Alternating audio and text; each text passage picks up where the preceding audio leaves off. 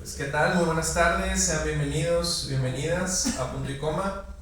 Yo soy Jesús Guerra y como siempre estamos muy felices de que nos acompañen el día de hoy, jueves, para otro de nuestros días literarios en donde nos da gusto presentar la obra literaria que se produce aquí en Monterrey por autores locales, en este caso un autor ya adoptado por esta ciudad, un amigo del espacio, que es Sergio Martín. Bienvenido, Sergio. Gracias. Y para presentar su libro Yo, nos acompaña también una amiga, escritora, poeta, Irma, la viajera sin rumbo. Gracias. Bienvenida, Irma. Buenas noches. Así que, sin más, los dejo con nuestros presentadores. De nuevo, muchas gracias por acompañarnos.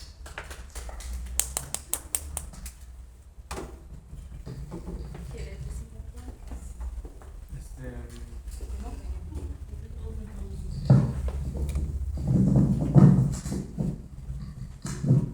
Buenas noches. Pues Sergio, antes que nada, muchas felicidades por esta publicación. Muchísimas gracias por la deferencia que tuviste al invitarme como tu presentadora. Gracias. Agradezco a todos los presentes por acompañarnos esta noche. De verdad que van a celebrar estar aquí. El libro está muy bueno. El libro Yo, de Sergio Manuel Martín Gamboa, y está prologado por Juan Manuel Cermeño Posadas, quien atinadamente disecciona el libro para mostrarnos cada uno de los aspectos y contenidos en él con mucha sapiencia y pericia en el arte literario y en la filosofía. Este libro tiene 113 páginas entre poesía y relatos. Son fuertes los relatos, están fuertes, y está fuerte la poesía también. Este libro, la verdad es que lo ves y dices yo, y de pronto no sabes qué pensar en lo que vas a encontrar dentro, ¿no?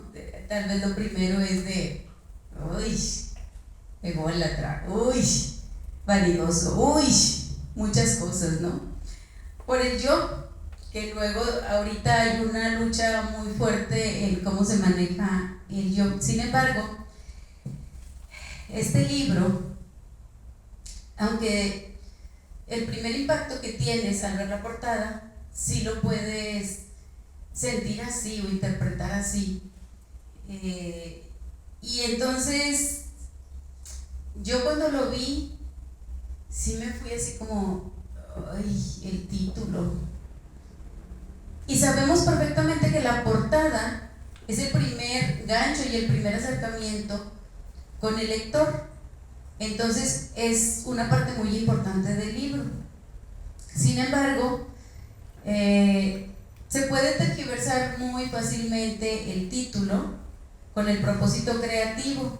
Tanto hemos satanizado el yo, la primera persona. Sin embargo, conocedor de psicología y de filosofía, Sergio, sin ahondar en explicaciones, nos muestra el yo poético, ese mediador del poeta a través del cual éste manifiesta sus sentimientos y sus deseos, sueños, razones, experiencias.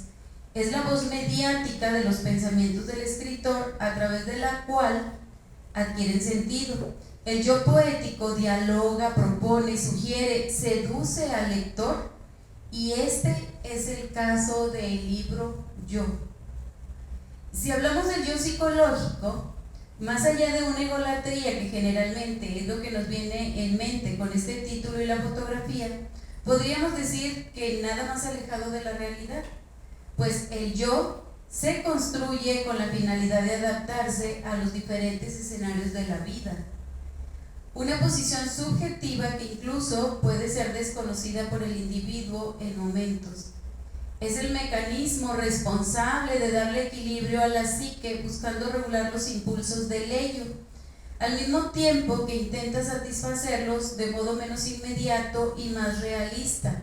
Gracias al yo, la persona logra mantener la cordura de su personalidad. En filosofía, el yo es el centro espiritual de la personalidad, de la individualidad humana, que mantiene una actitud activa hacia el mundo y hacia sí mismo. El yo es propio del hombre que controla él mismo sus actos y es capaz de desarrollar iniciativa en todos los aspectos. Filósofos como Aristóteles, Platón, Sócrates, Kant y otros también tienen sus aportaciones muy valiosas en relación al yo, los que no mencionaré para no profanar el motivo de esta presentación, ¿verdad? Que es esto, justamente, la presentación del libro titulado Yo, escrito por Sergio Manuel Martín. Voy a plantear dos cuestionamientos que hace Juan Manuel Cermeño en el prólogo y que me parecieron muy importantes ponerlos aquí para quien quiera intervenir posteriormente. ¿Hasta qué punto hacemos ficción al escribir la propia historia? ¿Hasta qué punto hacemos historia personal al escribir ficción? Y estas dos preguntas que el mismo Cermeño plantea en el prólogo, yo las quise retomar al leer el libro porque me parecieron interesantes de compartir lo que pensamos, tanto el auditorio como el escritor.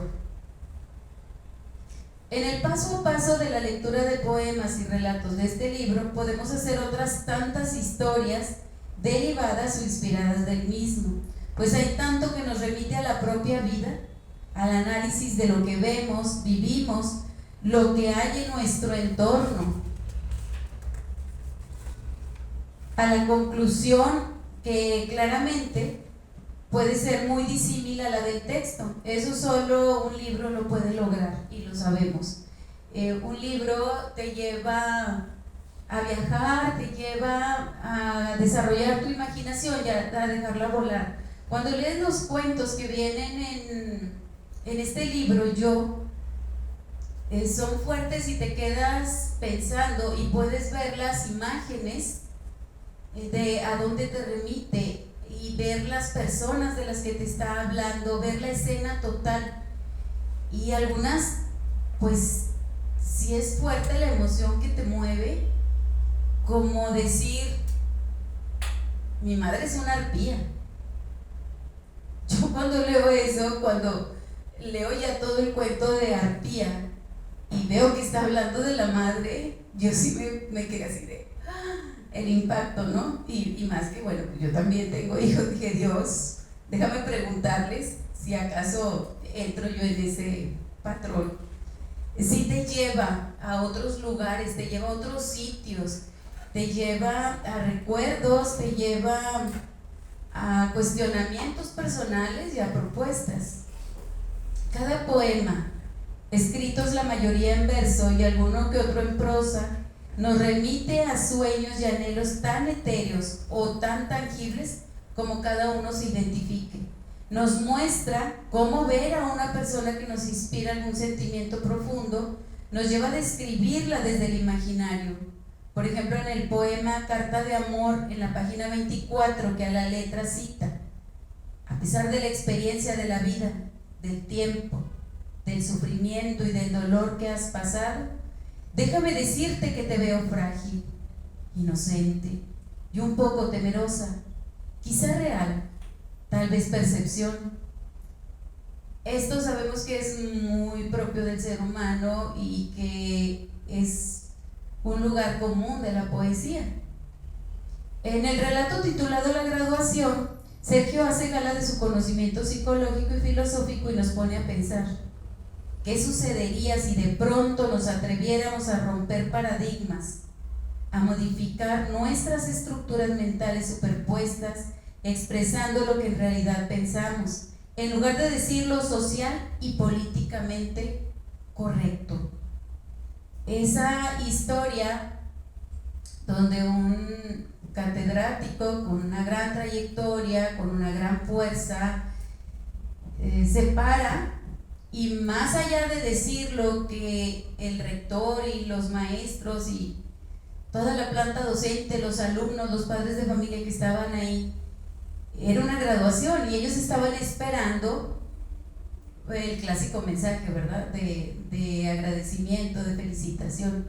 Sin embargo, se para y rompe paradigmas y hace una crítica muy fuerte al sistema educativo y hace una crítica muy fuerte a la escuela y a algunos de los personajes de la escuela. Entonces, sí te lleva a preguntarte, bueno, ¿cuántas veces he roto yo paradigmas? ¿Me atrevería? No me atrevería porque sí, porque no. Entonces, más allá de disfrutar la literatura que nos ofrece, más allá de eso también te lleva a cuestionar, a indagar en ti y a indagar en tu entorno. Y lo haces porque a eso te lleva, ese es el lugar al que te lleva. No tanto porque esa fuera la intención, porque supongo yo que la intención de Sergio solo era compartirnos esas historias tan fuertes y esos poemas. Pero ahorita él nos lo dirá, él ahorita lo aclarará.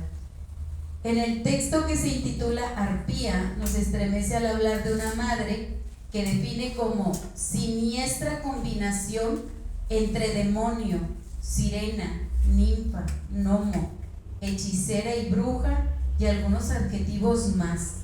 Una historia que desde el psicoanálisis freudiano nos remite a esa sensación existencialista que busca entender la ansiedad, desesperación, enajenación que las personas sienten por sí mismas y por la sociedad, la impotencia que ante la represión neurótica, la ansiedad que se puede traducir en sobrevivencia y que también se puede considerar como una señal de peligro para el interlocutor. Este libro, sin ser el propósito, es altamente instructivo y meditativo. Nos lleva en una montaña rusa de sensaciones, percepciones y conocimientos. No lo van a querer soltar de verdad hasta que lo terminen.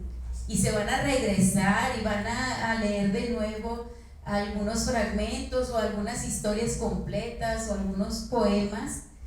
Y entonces, pues hasta terminarlo y regresar. Nos obsequia además un cuento de terror que se llama En la Galería y que fue acreedora mención honorífica en la última convocatoria lanzada por el maestro Eligio Coronado, que en paz descanse, y del cual ya se ha hecho una antología. En definitiva, es un libro muy interesante que sí deberíamos de tener todos, de leerlo, de compartirlo, de comentarlo. Entonces, sí es un libro por demás interesante y que no te llevas tanto tiempo en realidad leerlo. Quizás te lleva tiempo regresarte a algunos pasajes, algunos por lo fuertes, algunos porque te llevan a pensar y dices, a ver, ¿entendí bien? Y te regresas. Entonces, sí, me parece interesante el libro de Sergio y la verdad es que yo sí los invito a que lo tengan en su haber, que no nada más lo vayan a tener, que cuando lo pongan en el librero es porque ya lo degustaron lentamente, ya lo diseccionaron también. Entonces es un libro muy interesante. Sergio, yo te quiero preguntar, así ya directo, ¿hasta qué punto es ficción cuando reescribes tu historia? Porque estos cuentos, tú comentabas que tenían mucho de tu vida. Entonces, ¿hasta qué punto haces historia al reescribir esta ficción? ¿O es ficción? ¿O es la vida? ¿Es realidad? ¿Qué es, Sergio? Bueno, sí se oye, ¿verdad? Sí. Es una pregunta un poquito difícil porque todos nos llegamos a preguntar alguna vez sobre algún cuestionamiento, sobre alguna actitud que uno tomó, alguna decisión o alguna paradigma que adoptó, nos llegamos a preguntar, ¿de dónde saqué esto? O sea, a lo mejor me lo enseñaron mis padres, a lo mejor mis maestros, a lo mejor lo aprendí en la calle, lo soñé, lo leí en un libro, y finalmente uno adopta una postura ante ciertas situaciones de la vida sin saber de dónde salieron. Y eso es lo que nos hace perdernos entre la ficción y la realidad, el no saber su origen. Y yo creo que nos pasa a todos, porque a veces parece mentira, pero los sueños a veces son más intensos emocionalmente que la vida en vigilia. Y a veces la vida en vigilia, teniendo mucho, como de alguna manera nos protegemos de esas emociones para no sentirlas en la vigilia, pero en el sueño no podemos hacer eso y nos levantamos agitados, sudando, con el corazón a punto de reventar y etcétera, ¿no? Gabriel García Márquez decía que la vida son recuerdos. Y con este preámbulo, lo que quiero llegar a decir es que ¿qué caso tiene llegar a una definición si es ficción o no es ficción? Es la realidad que estamos viviendo y muy probablemente construida por nosotros mismos, pero esa es nuestra realidad. Entonces hablamos de que es muy personal. ¿Hasta qué punto es ficción lo que yo digo? Pues hasta el momento que me lo invento, ¿no? Pero después me lo creo y digo, no, es que sí es cierto, esto tiene que ser así. Entonces creo que la diferencia entre ficción y realidad va quedando en cada uno de nosotros, y sobre todo conforme vamos creciendo y van pasando los años, pues es más fácil, porque para el niño todo es ficción. Él está jugando y en vigilia está viviendo una de ficciones impresionantes, y los adultos creemos que estamos viviendo la realidad de la vida, ¿no? Yo dejo esto ahí para que cada quien lo reflexione y decida qué quiere que sea realidad en su vida y qué cree o hasta dónde se da cuenta de lo que pudiera ser ficción, porque a veces ni nosotros nos damos cuenta, ¿no? Entonces ese es el difícil, porque pues prácticamente yo diría cada quien y no sé. Gracias. Bueno, sabemos que la verdad tiene 4 aristas: lo que tú recuerdas o sientes, lo que recuerda y siente el otro, lo que se narró y lo que sucedió. Entonces, creo que así sucede también con todo lo que vamos escribiendo, porque cuando tú recuerdas más lo que sentiste en conexión con lo que sucedió, ¿sí? Entonces, a lo mejor una situación que a otro le parezca pues muy ligera, quien lo recuerda por lo que le hizo sentir, no la ve tan ligera. Entonces, a eso me llevaba cuando estaba leyendo, pero podía ver las imágenes, entonces estuvo muy entretenida la lectura. Luego, ¿por qué hacer un libro que tenga parte de poesía y parte de narrativa? Bueno, la narrativa es más explícita, dice más lo que yo quiero decir, hacia dónde quiero conducir, lo que quiero expresar. Sin embargo, también la narrativa habla más de la persona que narra que lo que quiere narrar, porque internamente es una función catártica. La parte de la poesía nos forza un poquito, primero, a condensar, y segundo, es más emocional. La parte de la poesía habla de emociones, hace que la gente sienta emociones y no tanto que vea imágenes. Entonces, la forma de percibir una poesía es a través de las emociones, algo que me impacta, me hace sonreír, me hace llorar, me conecta con las emociones que en algún momento sintió el lector, pero eso de que me conecta no son las emociones del lector, son mis propias emociones. De ahí también viene el nombre de yo, porque es el yo de cada uno, no es el yo del escritor del texto, sino es el yo de cada lector, ¿no? Entonces, por eso a veces uno quiere expresarse y dice, bueno, pues esto como me sale, y a uno le va dando forma y dice, bueno, esto pues es una poesía, ¿no? Y esto pues es una narrativa, es un relato. Y luego viene una combinación que se puede dar en un momento dado, que es la prosa poética, ¿no? Donde se maridan esas dos corrientes de pensamiento, ¿no? Entonces, pues por eso escogí, dije, pues esto me sale más así, creo que así expresa mejor, y además la poesía es más cortita, y la narrativa puede extenderse, ¿no? Yo creo que esa es la diferencia que me hizo dividir el libro y decir, bueno, sobre todo que aquí en Monterrey, cuando yo llegué, dije, aquí mucha poesía y muy poca narrativa. Al menos esa fue mi impresión, no sabía yo. Y me preguntaba yo por qué.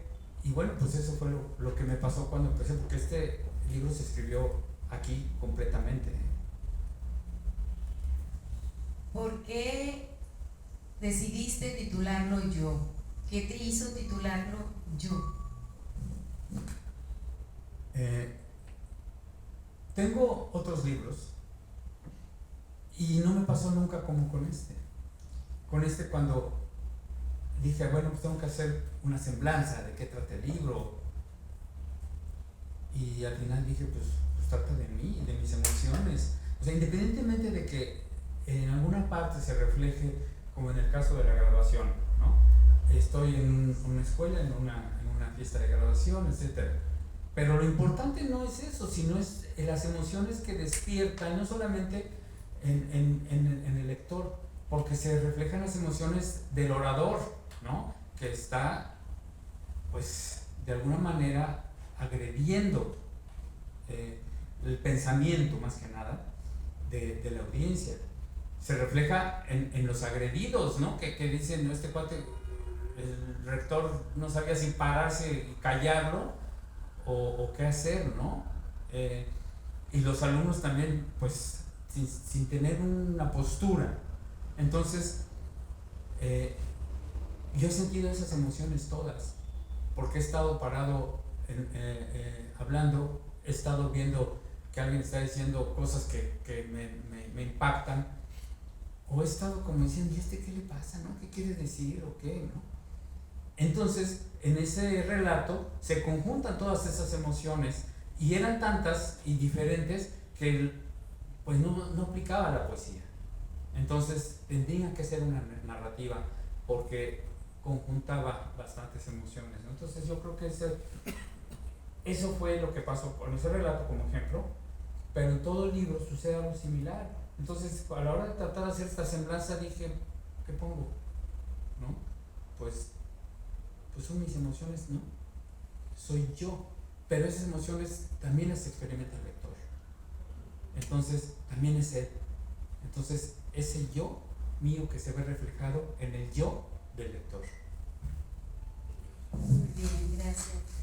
¿Quisieran preguntar algo o decirle algo a Sergio?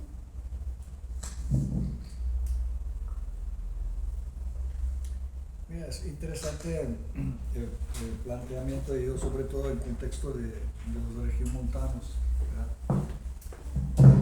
Porque aquí en Monterrey hay dos tipos de eventos, ¿verdad? Unos que se atascan de gente, como aquí en esta misma librería cuando se presentaron los cuentos de horror de unos jóvenes, ¿verdad? Entonces no cabía la gente aquí arriba y abajo tampoco, y había una cola en la calle, ¿verdad? Y muy bien, cada uno salió con su libro y todo, ¿verdad? Y dejaron libros para venta. Y pregunté, bueno, ¿cuántos de esos libros después del evento se vendieron? No se vendió uno. Porque la gente venía a tocar a los exponentes de los personajes, porque se hicieron famosos, porque ganaron mucho tiempo, mucho dinero en YouTube, ¿verdad? Y salieron de abajo y se hicieron conocidos, ¿verdad? Entonces la gente venía a tocarlos como si fuera un ídolo, ¿verdad? Para ver si se les pegaba un poquito de la lana del éxito, ¿verdad? Y luego hay otro tipo de eventos donde típicamente viene muy poca gente, ¿verdad? Y más nadie me puede, no me desmiente porque tiene más tiempo que yo aquí en el ambiente cultural y sabe cómo puede ser duro el ambiente cultural regiomontano, o sea, más bien si se puede llamar ambiente cultural, ¿verdad? Porque es como una manera de entender la cultura de una manera muy específica, o sea, muy fría. ¿Sí? Y me recuerda, no es la excepción de Monterrey, quizás pasaba también con Vincent Van Gogh, ¿verdad? Que pintaba para él mismo, ¿verdad? Y no vendió, Vincent Van Gogh en su vida no creo que vendió más de tres cuadros, ¿verdad? Y ahora valen millones de dólares y son objeto de tráfico y asesinatos y para tener la obra, ¿verdad? Entonces, y en relación al título del libro, yo también pensé que ahí coincide la imagen y la palabra yo, ¿verdad? Que da una idea. Pero en realidad, si tú abres el Facebook, ¿verdad? O Instagram, pues está todavía, o sea, más exacerbado. Porque en la época de la posverdad el yo no existe, porque básicamente todos los que están así luciendo en Facebook e Instagram no existen, no conocen su yo, ni escarbaron, ni en la superficie, ¿verdad? Construyeron una posverdad falsa, convencieron a los demás de ella, ¿verdad? Y entonces se ufanan de la originalidad, ¿verdad? Y luego Bauman lo describe cuando habla sobre la mente líquida. En uno de los últimos escritos, Bauman dice, el yo en el Facebook empieza así, like,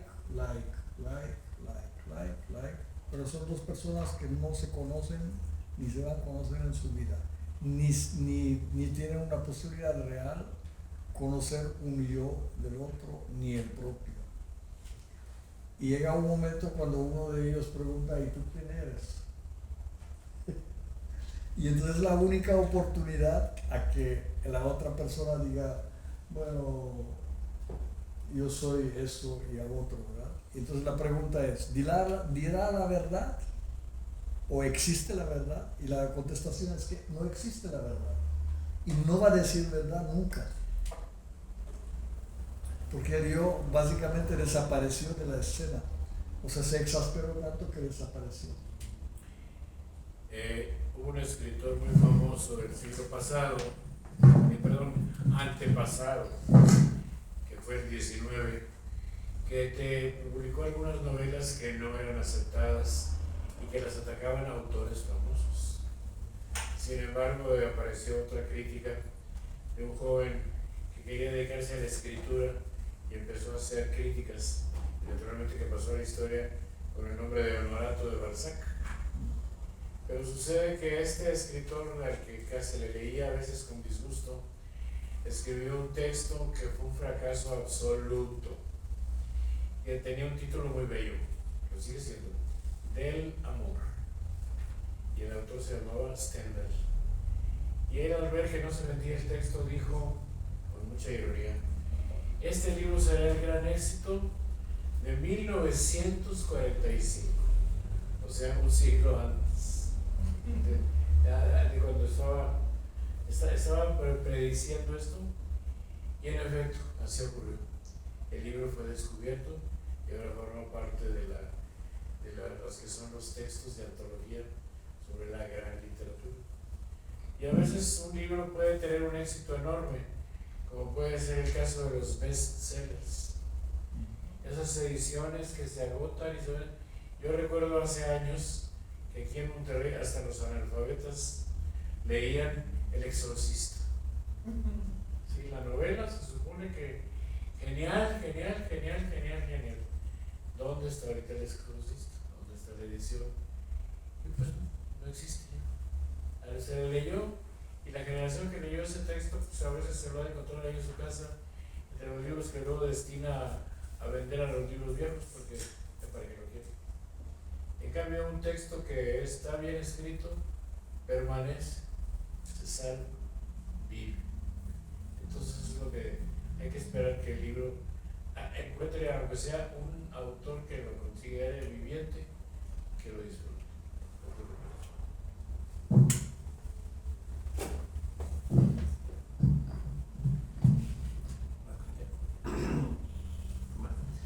No sé si tengamos algún comentario. Yo tengo una pregunta, Sergio, que ahorita mencionaba Irma, que es escribir desde Monterrey. Tú aquí adoptas la ciudad y dices, este libro se escribió aquí. ¿Cómo ha sido para ti? ¿Qué significa para ti? Bueno, primero que nada es un cambio radical en mi vida, ¿no?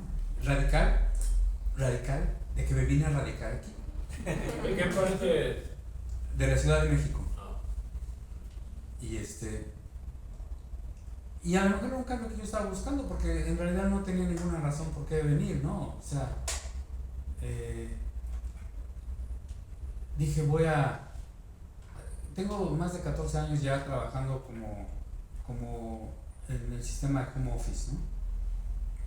Y entonces dije, pues puedo estar donde yo quiera, no me importa si es aquí, allá. Y tengo un amigo en Santiago, él ya tiene 30 años aquí y todo, pero yo lo veía 1 o 2 veces al año y a veces en 2 o 3 años, ¿no? Pero le dije, pues, voy allá a ver qué tal, unos meses, ¿no? Y entonces, pues, a la hora dije, no, pues el muerto y el arrimado, como que no, entonces dije, voy a rentar, y empecé a rentar y renté por 1 año, y ya llevo 2 y cacho, ¿no? Casi 2 y medio. Entonces, con ese cambio de vida, con ese cambio de perspectiva, mi mamá es de aquí, pero ha vivido siempre en la Ciudad de México, ¿no? Y siempre me dice, tienes que ir a conocer esto, tienes que ir a conocer el otro, tienes que ir a conocer aquello. Está bien, mamá, sí, lo que tú me digas, ¿no? Pero con ese cambio de perspectiva y viendo tantas cosas que para mí en la Ciudad de México no hay, que no veo, me encantó la ciudad, ¿no? O sea, simplemente nomás salir y para donde volteas ves montañas, ¿no? Esa fue una de las cosas así como que, qué hermoso, ¿no? Allá si quieres ver montañas pues tienes que abrir un libro. Entonces, todo ese tipo de cosas, yo siempre he sido muy de la naturaleza, me encanta la naturaleza, y pues empecé a sentir el ambiente y empecé a escribir sobre parte de lo que yo sentía combinado con parte de mis recuerdos, ¿no? De experiencias. Entonces, para mí ha sido una experiencia muy grata. Yo he sentido éxito desde el momento en que lo escribo. Siento placer al escribir, o sea, me meto en un mundo distinto que yo mismo estoy creando y que luego te atrapa ese mismo mundo. Por eso decía lo que me preguntaba ahí hace un rato, ¿dónde la fantasía y dónde la realidad? Tú empiezas a escribir fantasía y cuando te das cuenta ya es tu realidad y estás metido ahí y es otro mundo y te va conduciendo. No puedes decir, ahora voy a hacer esto, ahora voy a hacer lo otro, porque le quitas la coherencia lógica a los personajes o a la secuencia del libro, etc.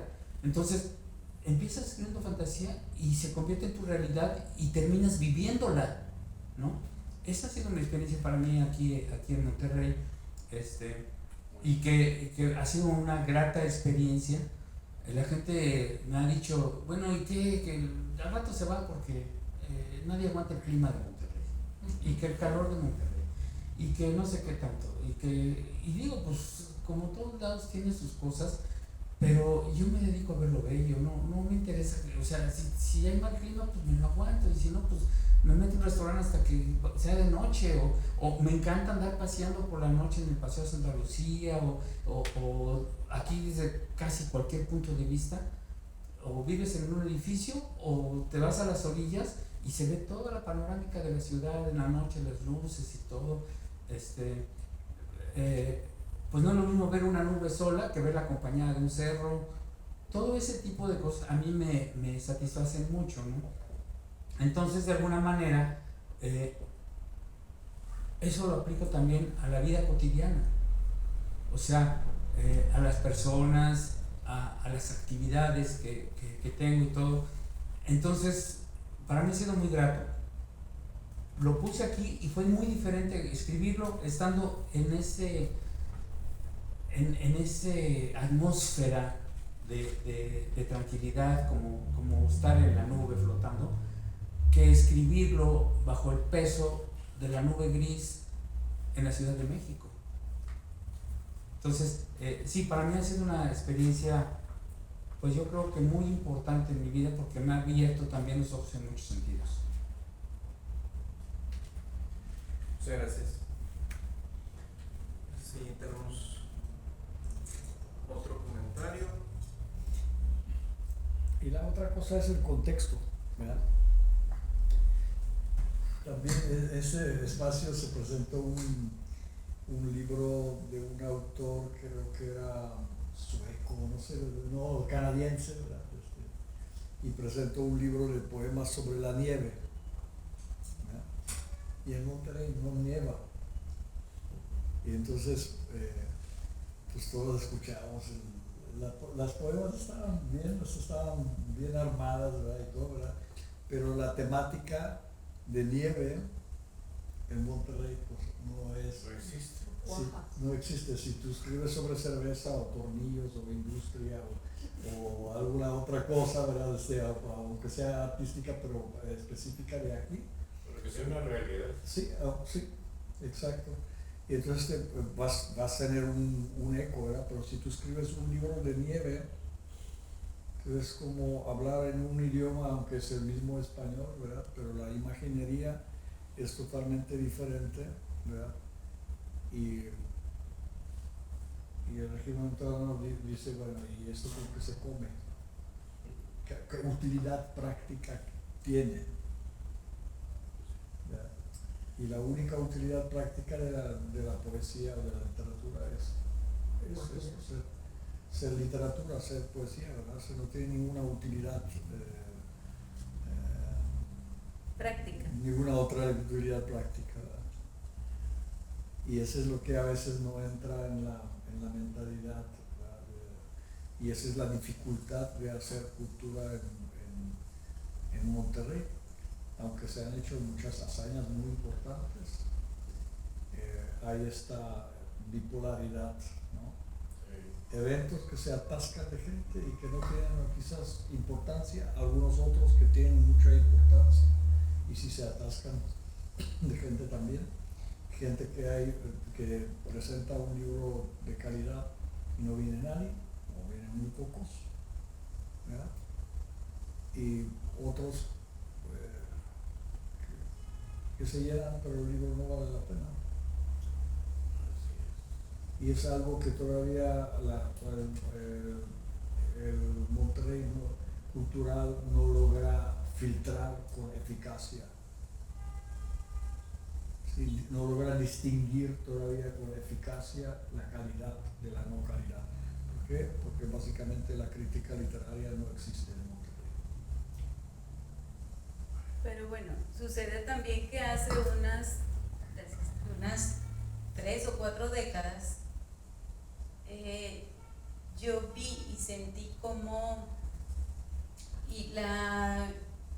lo que la gente leía era el menor esfuerzo posible, algo que me divierta, que me entretenga, pero que no me ponga a pensar. Entonces esto a lo mejor hace 40 años no era, estaba empezando, entonces no era tan impactante, porque eran ciertos sectores que iban buscando esa ligereza en la lectura, que no me pongan a pensar. El problema fue que fue creciendo y que cada vez más se busca tanto en series, en programas, en documentales, en libros, en todo, incluso teatro. ¿Por qué una comedia o los comediantes, por qué se llenan para ir a escucharlos? ¿Y por qué si viene o se presenta aquí mismo una obra con alto contenido, hay muy poca audiencia? Hay una anécdota, perdón por la interrupción, que ocurrió aquí en los años 50, a finales de los años 50, un joven director de teatro decidió atreverse y montar una obra que estaba causando sensación suprema en Europa y en los Estados Unidos. Y la ensaya y la presenta. Y está ocurriendo una de las actuaciones de esa obra en uno de los teatros de Monterrey que hace mucho dejaron de existir. Y de repente un personaje le dice a otro en la obra: ¿te aburres? Y se para indignado un espectador y dice: el que se aburre soy yo. Y se paró y se fue. Sin embargo, la obra era Esperando a Godot, ni más ni menos. Pero claro, a veces pasan esas cosas. Con el tiempo sí se les acepta, pero se necesita hacer trabajo de pionero para poder cambiar un poco las cosas, creo.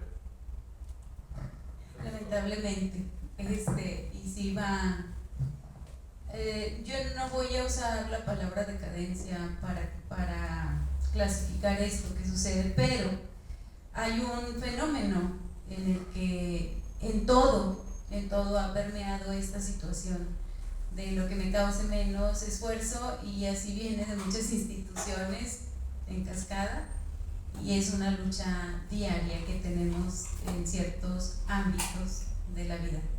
Y ni modo, a veces es titánica la lucha y no consigues gran cosa. Pero de que este libro es digerible,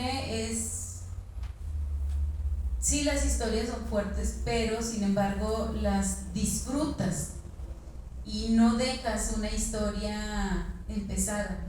Que a veces comenzamos y leemos unos fragmentos y bueno, al rato la termino. No, ya la empezaste y la quieres terminar para ver hacia dónde iba y qué es lo que qué sucede más adelante. Entonces, sí tiene esa particularidad de este libro, y pues qué pena que haya poca audiencia, aunque como dijo hace rato, calidad, ¿verdad? Y les agradecemos muchísimo que estén aquí. Sergio, yo nuevamente te felicito por esta publicación y gracias nuevamente por permitirme e invitarme a ser la presentadora de tu libro. Pues muchas gracias, Irma. Gracias, Radko, gracias, Nazario. Gracias a todos, Jesús. Yo creo que pues estamos tratando de revertir ese proceso cáustico que se ha venido dando en la cuestión de la literatura. He tenido la oportunidad en el poco tiempo que he estado aquí de participar en algunos eventos literarios en Cadereyta, en Terán, en Montemorelos, en La Fama de, ¿cómo se llama? Santa Catarina. Bueno, hasta obtuve una mención honorífica por ahí en tiempo literario con el finado Eligio Coronado. Y sí, yo he notado que muchas veces hay aplausos por aplaudir. Hay aplausos sin sentir mucho, ¿no? Y dice, a ver, ¿por qué me perdí, no? Y entonces justamente yo en esa rebeldía que me nace y que si ustedes ven el libro lo van a notar, es un libro de rebeldía realmente. Con esa rebeldía que me nace, dije, no puede ser esto, o sea, de esto debe de crecer. Y entonces dije, pues, para empezar, para publicar un libro es un problema, las revisiones de estilo y todo eso, pues la verdad a mí me dejaron mucho que desear, ¿no? Entonces llegué al punto de decir, pues lo tengo que hacer yo mismo, ¿no? Yo y otra vez yo mismo. Quizás esto es algo que no debería ser, ¿no? Pero sí nos lleva a decir, bueno, para revertir eso se requiere un esfuerzo. ¿Y quién lo va a hacer? Si no soy yo, entonces ¿quién? Si no es ahora, entonces ¿cuándo? ¿Vamos a seguir así? Gracias a todos. Es un placer estar aquí con ustedes y muy, muy agradecido, Irma. Muchas gracias. Un placer.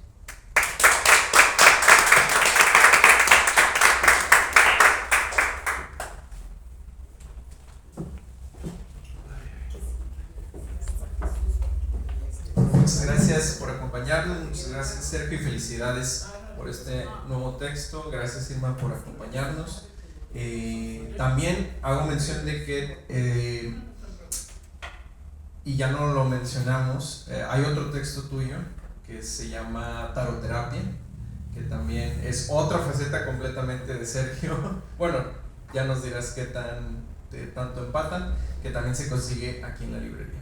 Entonces, pues muchas gracias por acompañarnos. Los invitamos siempre a estar al pendientes de nuestra agenda y que tengan muy buena tarde.